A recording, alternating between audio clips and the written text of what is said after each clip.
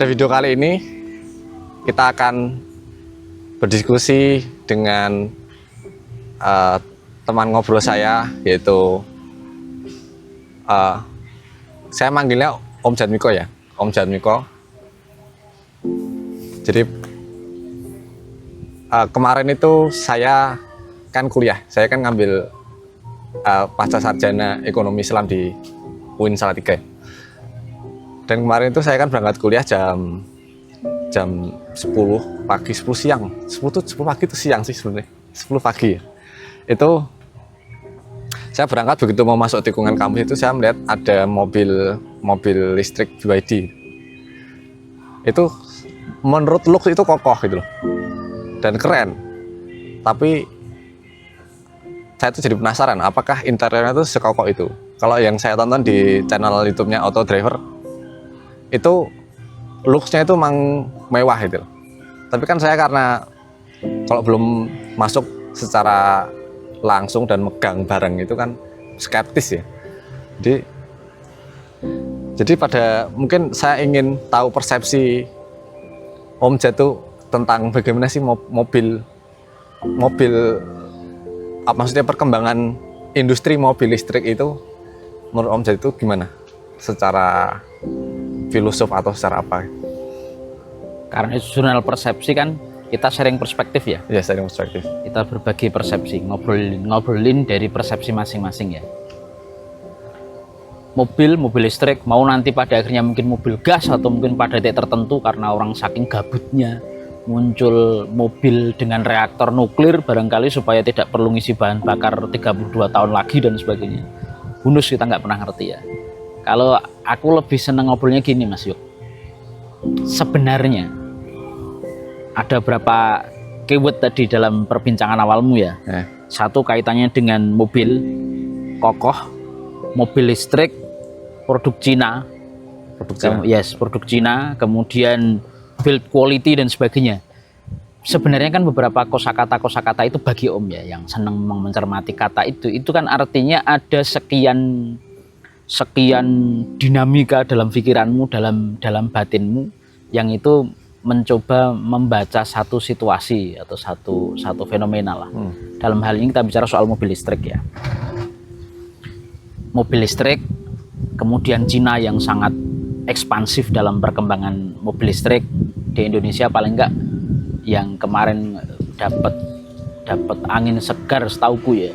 Itu kan Wuling ya, karena dianggap sebagai yang muncul pertama kali komersial, mungkin juga karena lobbynya oke, akhirnya Ioniq 5 itu jadi mobil resminya ketika ada pertemuan konferensi tingkat tinggi level negara. KTT di Bali. Yes, KTT di Bali itu pakai Ioniq 5. Ya mungkin juga bagian itu dari cara marketingnya Wuling dong, dengan high level marketing. Bonus kita juga nggak ngerti. Ioniq itu bukannya Hyundai ya? Sorry, Ioniq Hyundai. I know. Kan Hyundai kan Korea. Wuling. Iya, Wuling. Kemudian maksudnya kan kita bicara soal tren electric vehicle-nya itu.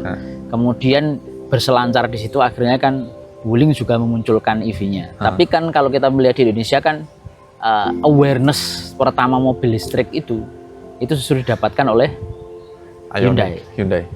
Ioniq 5 sama yang apa? Yang kecilnya. Ioniq 4. Aku lupa ya. Aku lupa juga. Kemudian kan Wuling nyalip di tikungan dong. Dia munculkan yang REV kan ya. Munculkan REV, kemudian memunculkan juga yang seri selanjutnya dan sebagainya. Ini kan juga kaitannya dengan satu tren global ya. Kalau kita nggak bisa memisahkan itu loh Mas Yuk. Tapi jauh sebelum kita bicara dalam konteks kekinian, aku seneng ya kalau ngobrol tadi berbagi persepsi dong. Ya, boleh dong. Gap usia kita itu justru aku ingin memberikan persepsi dari sudut pandangku atau mungkin sudut pandang generasiku atau sudut pandang pribadiku lah tentang mobil. Kenapa sekarang akhirnya mobil itu sesuatu yang katakanlah menarik perhatianmu sebagai laki-laki? Sebelum kita bicara soal mobil listrik, sebelum kita bicara soal Cina, sebelum bicara soal BYD dengan semua riuhnya perbincangan pembicaraannya, sebelum kita bicara soal kokoh dan tidak reliable dan tidak apakah ini ke depan itu akan menjadi tren yang acceptable ataukah tidak sebelum situ ya. Ada hal menarik Mas Yuk yang aku pengen sharing ya, bahwa laki-laki dan tunggangan itu seperti sesuatu yang tak terpisahkan gitu. Betul. Apalagi misalnya kalau Om ya akan menarik pada akar budaya Om, misalnya sebagai orang Jawa. Laki-laki Jawa itu ada lima kriterium di mana dia akhirnya dikatakan sebagai pria Jawa paripurna lah. Sebagai seorang laki-laki tuntas. Wismo, Wanito, Turonggo, Kukilo, Curigo. Turonggo ini tunggangan. Wismo ini rumah. Bentuk permukaannya kan. Rumah, akar filosofinya itu sebenarnya adalah stabilitas. Secara spiritual artinya tahu tempat berasal dan tempat untuk pulang. Ini Wismo. Wanito ini berkaitan dengan, kalau yang pertama tadi itu kan stabilitas mental sekaligus stabilitas hidup dan stabilitas spiritual. Kalau yang kedua ini kan, Wanito ini kan pendamping. Ini stabilitas emotif. Stabilitas emotif, kita bicara soal kematangan emosional. Wujud permukaannya ya istri. Karena musuh terberatmu, tantangan terberatmu, ujian terberatmu secara emotif, yaitu orang terdekatmu. Yeah. Orang terdekatmu. Dan orang terdekatmu itu suka tidak suka adalah istrimu. Karena itu bagian dari dirimu, part of yourself gitu loh. Perempuan ini pendamping laki-laki ini kan dalam keyakinan kita yang di Islam itu kan diciptakan atas permintaan dan permohonan Nabi Adam kepada Gusti Allah, diambilkan dari tulang rusuk. Bukan tulang kepala karena dia tidak untuk dijunjung tinggi sehingga menjadi angkuh dan sombong, bukan dari tulang kaki karena tidak untuk diinjak-injak, tapi dari tulang rusuk kiri dekat dengan jantung karena untuk mendampingi, berdampingan hidup. Nah yang ketiga, ini Turonggo. Turonggo ini kuda. Kalau wujud materialnya, wujud artifisialnya itu kuda. Ini simbol mobilitas. Kalau kita bisa kontekstualiskan dengan sekarang ini ya, simbol mobilitas itu ya kendaraan. Kira-kira gitu loh. Nah dalam konteks spiritualnya ini ya Turonggo ini betul-betul punya kontrol terhadap dinamika. Jadi mapan setelah mapan serat stabilitas itu dia harus punya kemampuan untuk dinamisasinya. Sekaligus daya jelajah. Karena ketika mengandalkan kaki, daya jelajahnya akan terbatas. Betul. Tapi ketika bicara soal kuda, maka itu akan membuka ruang penjelajahan lebih jauh. Betul. Gitu loh. Nah wujud permukaannya itu Turonggo. Nah, gitu loh. Tunggangan tadi. Nah, tunggangan. Jadi tunggangan itu bagi laki-laki Jawa, khasanah Jawa dan sebenarnya di semua peradaban itu relate banget dengan laki-laki. Di sini mungkin akhirnya Mas Yoga sebagai laki-laki punya ketertarikan. Sebelum akhirnya kita bicara soal mobil listrik dan sebagainya, soal pada akhirnya kenapa mobil ini seolah-olah itu menjadi satu simbol status, atau bahkan simbol ekspresi, atau di lain tempat justru sebagai ekspresi passion gitu loh.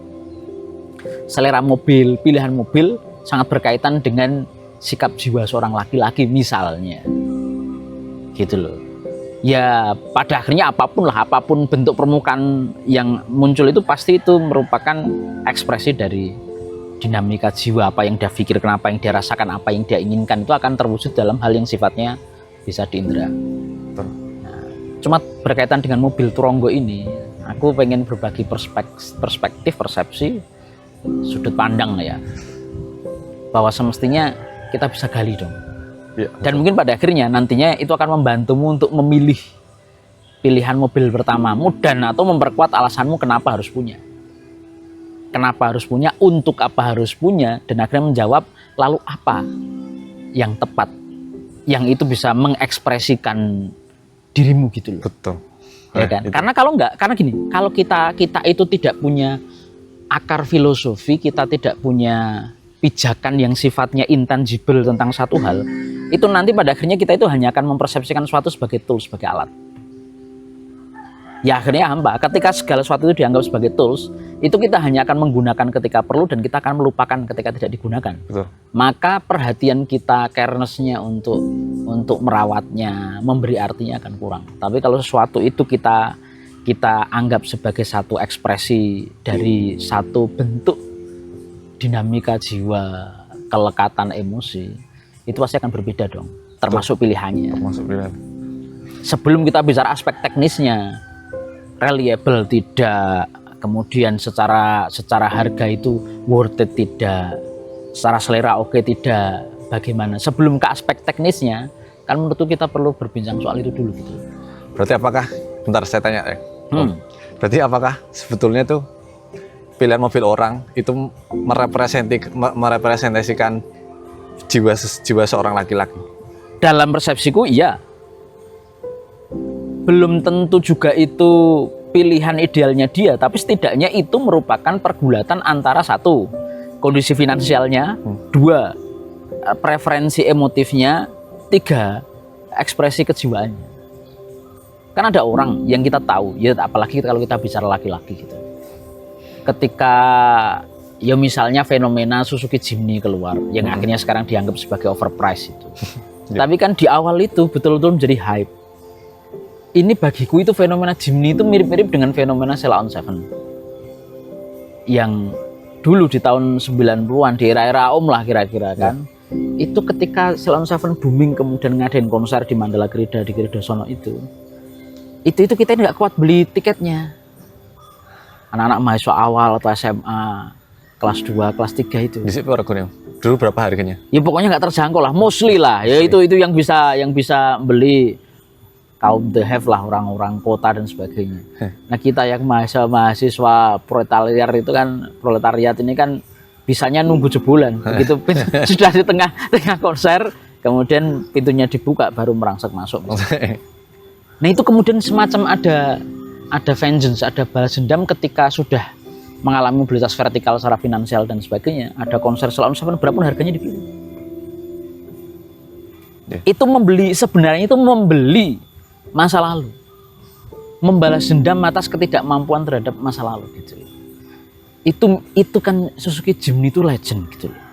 Pada masa itu punya Suzuki Jimny itu satu status sosial tersendiri gitu loh. Nah saya itu kan belum punya, belum mampu gitu loh beli.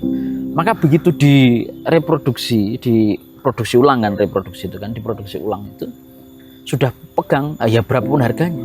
Jadi tidak membeli produk sebenarnya, tapi itu membeli kepuasan masa lalu yang tertunda gitu. Kepuasan masa lalu yang tertunda. Yes. Maka harganya berapapun itu bukan harga sebuah produk, tapi harga sebuah kerinduan tentang akhirnya aku mampu gitu loh. Jadi yang dibeli itu statement itu. Sekarang aku mampu. Dia itu bukan membeli mobil, dia membeli kepuasan gitu.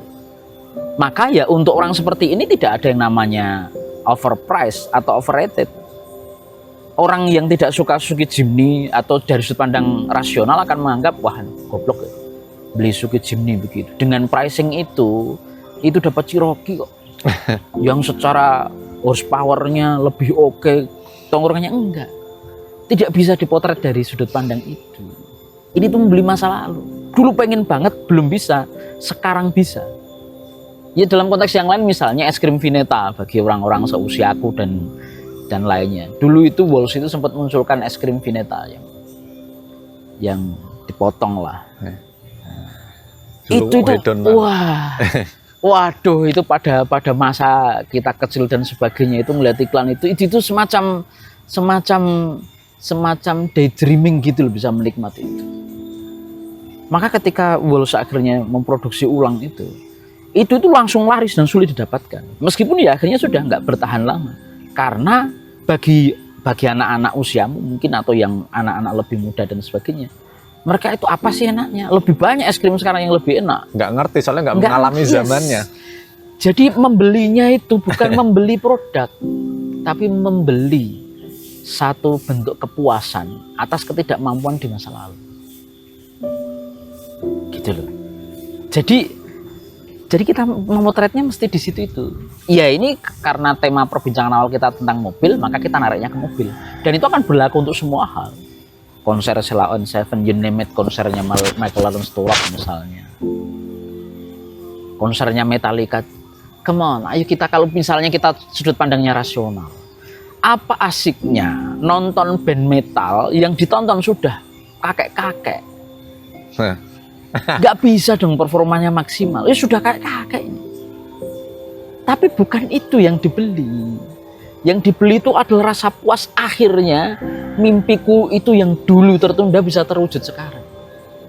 Nggak ada urusan. Kalau kita bicara soal musikalitas, ya debatable. Tapi kira-kira yang kerennya main gitar dibandingkan dengan Greg Hamlet atau siapapun itu misalnya kan lebih banyak sekarang yang lebih canggih, peralatannya juga lebih oke, sound systemnya, sound quality-nya juga jauh misalnya gitu. Tapi kan bukan itu yang dicari. Come on, boy band namanya Boyzone, Backstreet Boys itu kan jadi olo-oloan di luar negeri kan. Sekarang sudah kakek-kakek masih dipanggil sebagai Backstreet Boys. Kamu nggak malu? Itu kan mereka di roasting gitu kan. Tapi mereka memang tahu bahwa segmennya bukan kalian kok. Ini tuh kami nostalgia bareng-bareng. Ketika mereka berjaya dan ketika audiensnya itu juga masih seusia itu. See? Jadi dibeli not the product, feeling. Ya sama ketika kita bicara soal kendaraan. Cuma bedanya satu. Yang punya obsesi terhadap tunggangan itu kecenderungannya adalah laki-laki. Ya karena tadi itu. Bahwa yang secara setting mentalnya itu naturally itu berburu. Naturally dalam dirinya itu adalah menjelajah. Itu laki-laki gitu. Dan turonggo, tunggangan ini sangat berkaitan dengan satu alat bantu paling pokok untuk menopang dan mengakselerasi dinamika, mobilitas, daya jelajah. Gitu loh ceritanya. Nah, maka itu juga berkaitan. Jadi kalau akhirnya kita bicara soal tunggangan itu tidak bisa kita sederhanakan misalnya, oh ini sekedar alat. Nggak bisa juga. Karena alat ini merepresentasikan sesuatu. Misalnya gitu loh. Maka kenapa muncul pacuan kuda? Ya karena berarti yang kudanya paling cepat ini otomatis memungkinkan orang ini punya daya jelajah lebih tinggi. Dan kenapa dia akhirnya perlu memiliki kuda tercepat? Berarti memang ini orang yang sangat penting. Dia punya urgensi untuk berlari secepat mungkin sehingga daya jelajahnya lebih tinggi. Maka ini sebenarnya simbol satu kualitas diri tertentu gitu.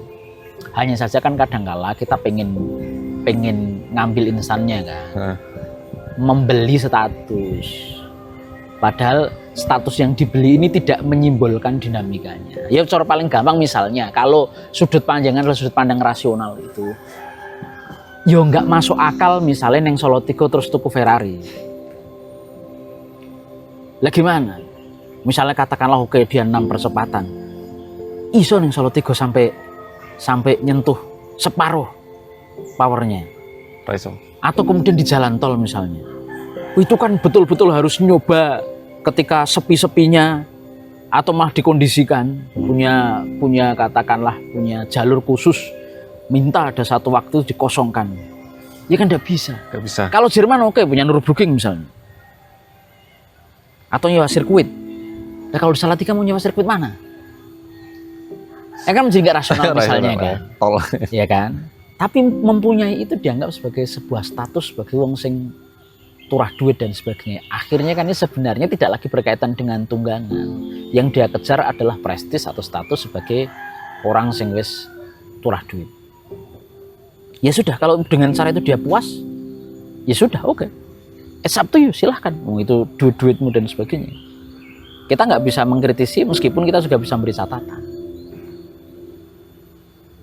Ya kan? Ya sama. Apa gunanya punya kuda pacu terbaik tapi hanya bisa menyaksikan, hanya bisa nonton. Kalau Om sendiri milihnya ya jangan begitu. Itu memang soal pilihan. Pilihan. Ya kan? Misalnya senengannya off-road. terus belinya itu adalah SUV-nya Lexus misalnya, atau lebih lanjut Rolls Royce lah, atau membeli Lamborghini yang urus, itu jelas bukan manifestasi sikap jiwa adventure begitu, rada rumit. Ya kecuali emang wong edan tenan, aku pengen nunjukkan bahwa seharusnya ini kalian gitu sing do membeli status. Itu ya, ini itu fungsinya karena sebagai mobil off-road ya harus bisa buat off-road. Terus dia off-road pakai Lamborghini urus, ya oke ya, aku salut dengan orang ini, hormat, oke. Tapi ujungnya ya eman-eman. Lah makanya, kalau misalnya begitu, ya clear dong. Mending jelas Land Cruiser, ya kan? Atau oke lah Mercy G-Class, ya kan? Atau Jeep Cherokee misalnya. Tapi kan prestisnya itu wow, karena jumlahnya limited. Maka yang dikejar pada akhirnya kan bukan lagi manifestasi tentang sikap jiwa, tapi simbol status. Nah di sini, di ruang inilah yang pada akhirnya kadangkala membuat kita itu kehilangan esensi dan substansi. Dalam istilahnya ilmu sosial itu simulakra gitu. Jadi ini itu sebenarnya bukan halusinasi, tapi hal yang abstrak saja. Sama dengan mobil listrik bagi Om. Apakah mobil listrik ini, kalau misalnya kita mau bersikap kritis, apakah betul-betul mobil listrik ini akan berdampak atau betul-betul mengurangi emisi? Come on. Aku kan pernah tahu mobil hidrolik. Yang hidrolik itu berbahan air. Ya bukan hidrolik. Kalau hidrolik ini kan hukumnya Archimedes. Hydro. Yang berbahan bakar air lah ya. Bakar air. Itu pernah works dan saya rasa itu kalau dikembangkan itu potensinya jauh lebih ramah lingkungan daripada mobil listrik kan. Pertama, mobil listrik itu dia baterainya masih pakai lithium. Baterai mobil listrik itu kan tidak bisa didaur ulang. Kemudian listriknya itu kalau di negara-negara berkembang kan masih dari batu bara, yang dimana itu mencemar lingkungan juga. Jadi menurut saya mobil listrik itu tidak benar-benar mendekati 50% go green. Itu mungkin kalau boleh saya bilang banyak gimmicknya, terlalu banyak gimmick.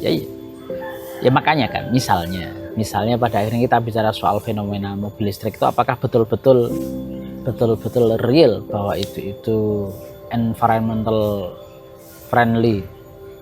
Bagaimana proses produksinya dia? Produksi spare partnya dia menggunakan mesin dengan bahan bakar apa? Bannya dibuat dengan proses bagaimana.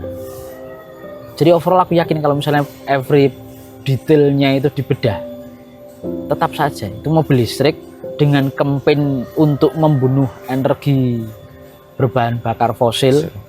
Tapi dalam semua proses produksinya, proses demobnya, mobilisasi barangnya, sampai menenagainya, sumber energinya, itu masih fossil fuel based kok.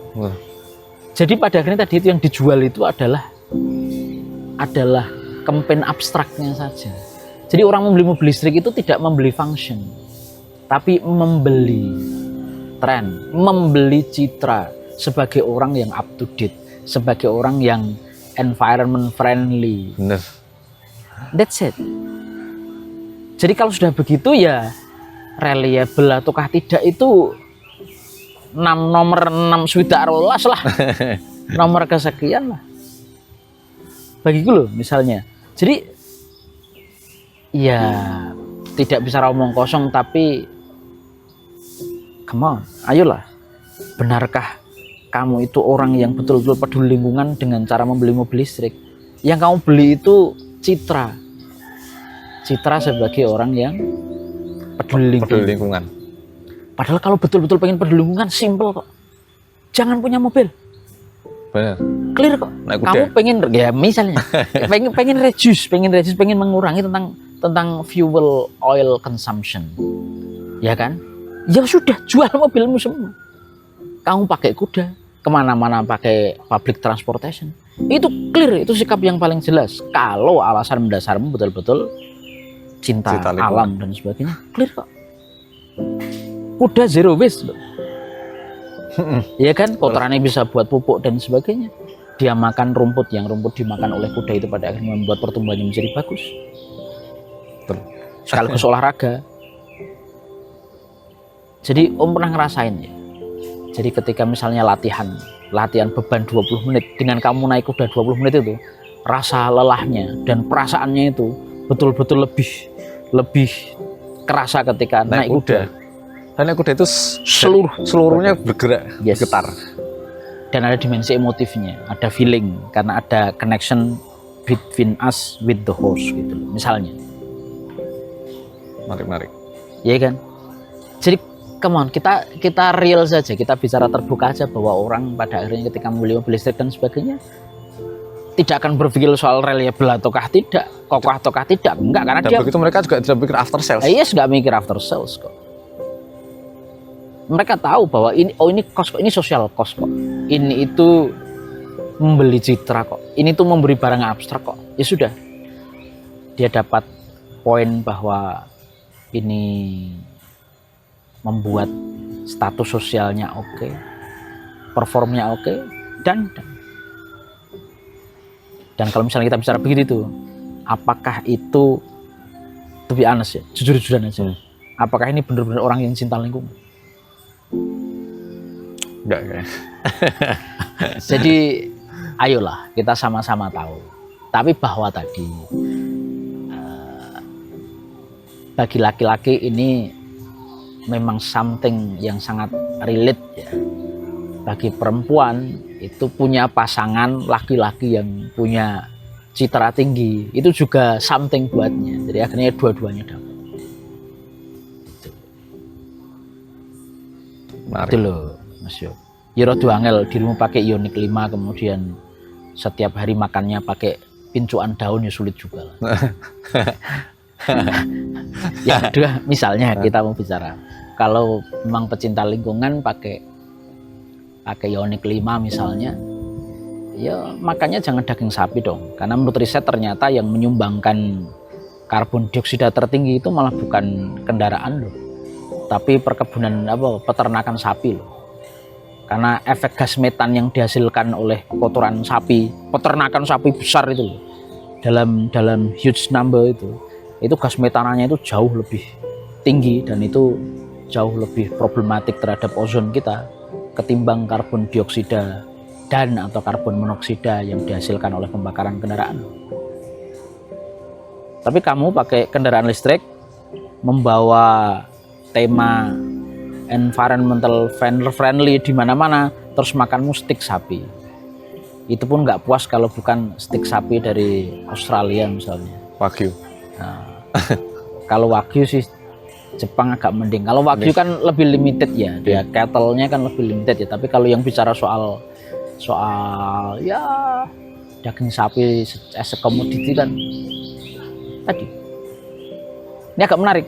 Almarhum salah satu temanku disertasinya dia itu meneliti tentang, dia mencoba menawarkan proposisi baru.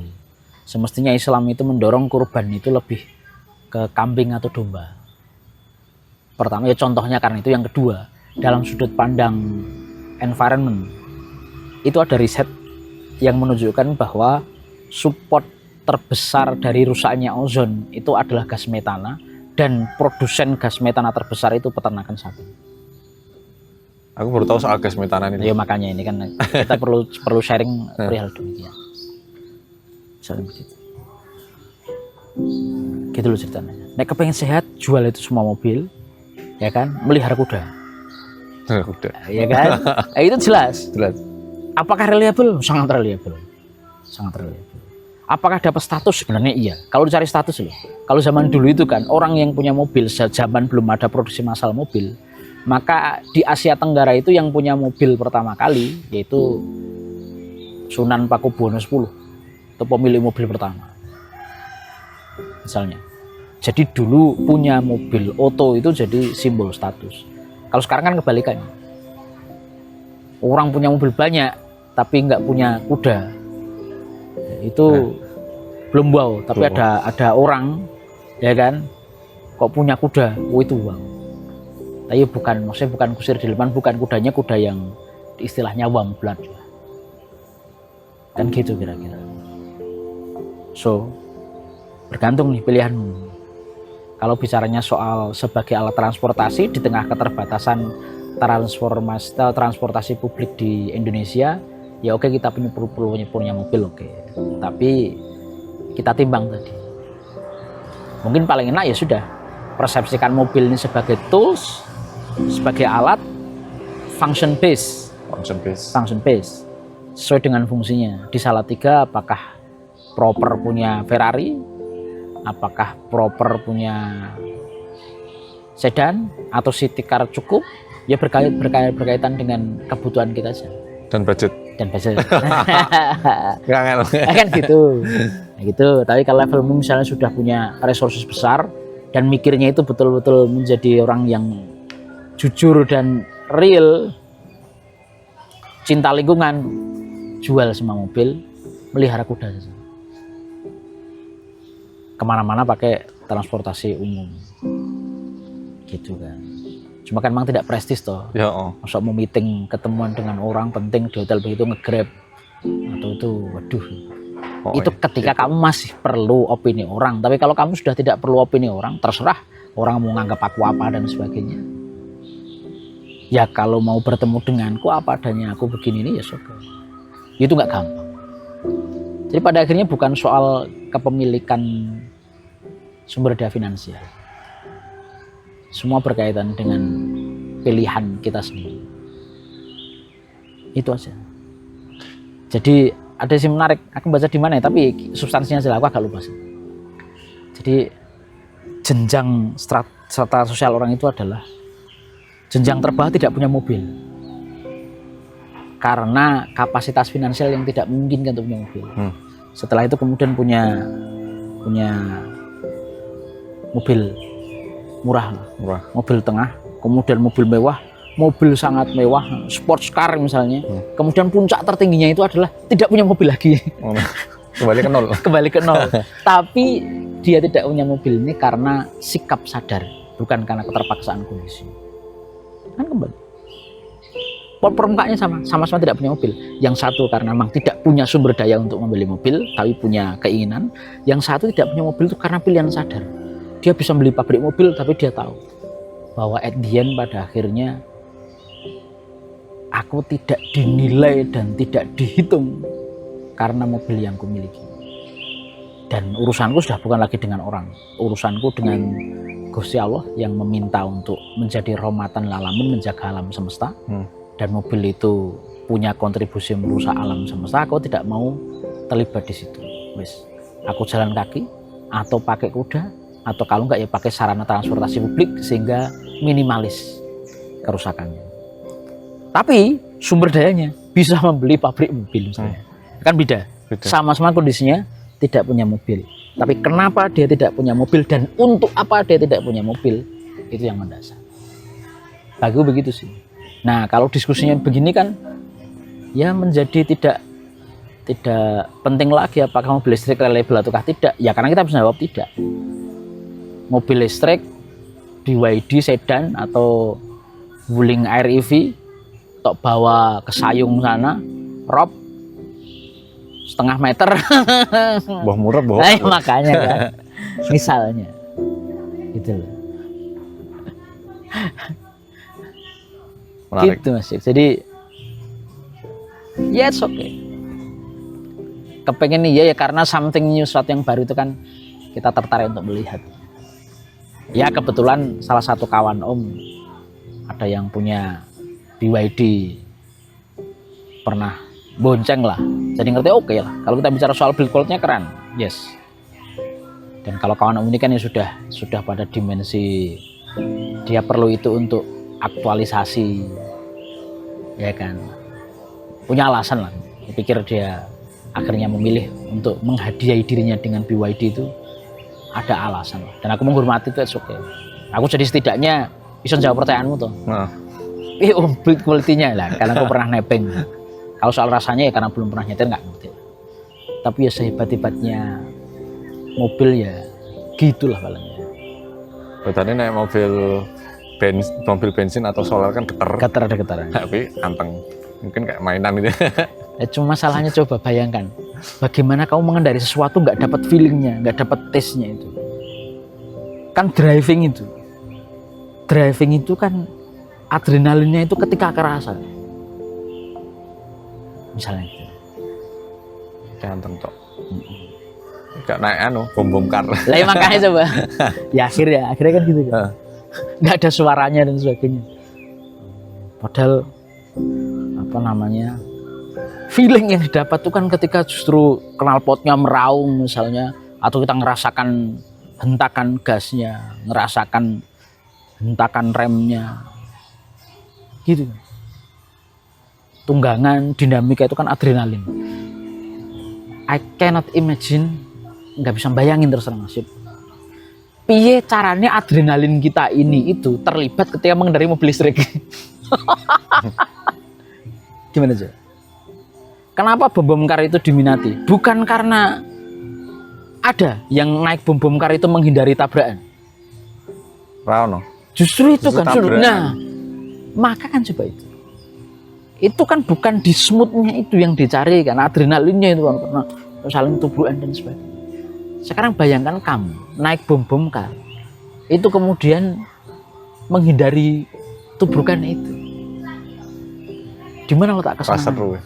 Iya. Menarik. Ya kan?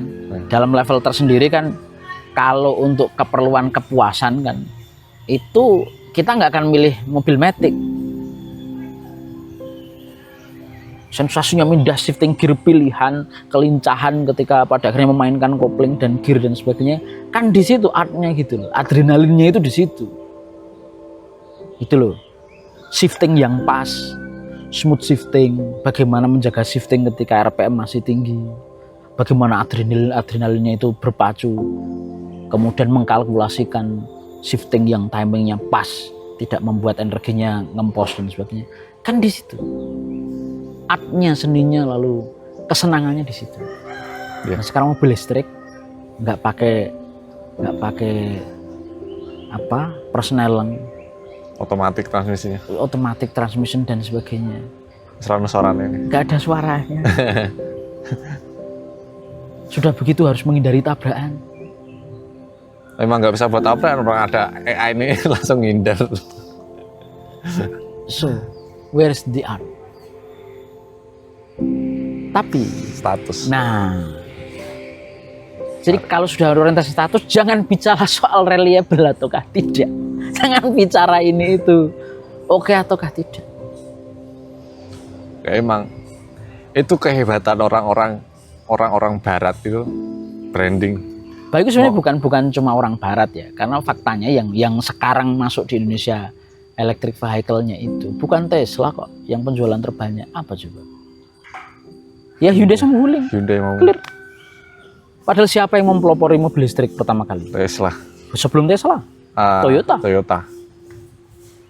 Toyota Prius itu lebih oke kemana-mana daripada Ioniq 5 katakanlah ya, build quality dan sebagainya.